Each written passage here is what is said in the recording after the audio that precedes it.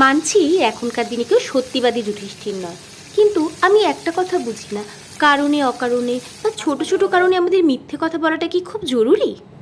হঠাৎ এ কথা কেন বলছি? হ্যাঁ, বলবো বলবো বলেই তো ভিডিওতে আসা, তাই না? আমার এক পরিচিত আমাকে প্রায় ফোন করে, আর আমাদের ফোন করার টাইমটা কিন্তু সকালবেলায় রান্না করার টাইমে, কারণ ওই সময় সবার বাচ্চারাই স্কুলে চলে যায়, তো আমরা একটু ফ্রি পাই। আর দুপুরবেলা তো ও বেশিরভাগ সময় কিন্তু আমাকে ওই রান্নার টাইমেই ফোনটা করে, কারণ ওর বাচ্চাও স্কুলে থাকে আর আমার ছেলেরও স্কুলে থাকে।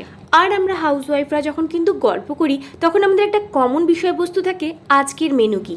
আমিও জিজ্ঞেস করি আর ও আমাকে জিজ্ঞেস করে, তো প্রত্যেকদিন আমি যখন ওকে আমার বাড়ির মেনুটা বলি, তখন আমাকে প্রায় দিন বলে বাবা এত কিছু, আর সব দিন আমাকে এটাই বলে আমি নাকি ঢপ মারছি। আজ তো আমাকে বলেই ফেললো, কই আমাকে ফটো তুলে পাঠাবি তো, দেখবো তোর ঘরে কেমন এত কিছু রান্না হয়। ওর জন্য এই ভিডিওটা বানাতে গিয়ে হঠাৎ করে মনে হলো চলো তোমাদের সঙ্গেও একটু শেয়ার করে নিই। আসল কথা কি জানো তো, আমার বাড়িতে মানে আমার শ্বশুর বাড়িতে আমার শ্বশুরমশাইও ছিলেন, প্রচণ্ড মাছ খেতে ভালোবাসতেন, আর আমার বড় আর আমার ছোট ছেলেও ভীষণ মাছ খেতে ভালোবাসে, তাই আমাদের রান্নাতে 2-3 রকম মাছ তো থাকেই থাকে। তোমরাই দেখো আজকে আমার মেনুতে ছিল ভাত, ডাল, মাছের মুড়ো দিয়ে সবজি, ভেন্ডি পোস্ত, কাতলা মাছের কালিয়া, সর্ষে দিয়ে পাবদা আর ট্যাংরা মাছ।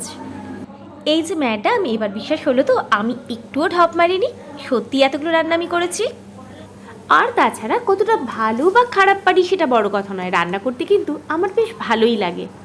আসল কথা কি বলো তো, দোষটা কিন্তু ওর নয়, বর্তমান সময় এবং পরিস্থিতির।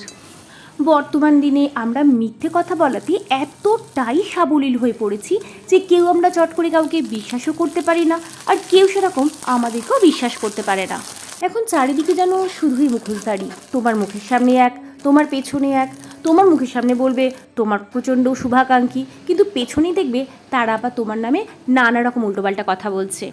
ধীরে ধীরে আমাদের সমাজটা কতটা বিষাক্ত হয়ে যাচ্ছে ভাবো।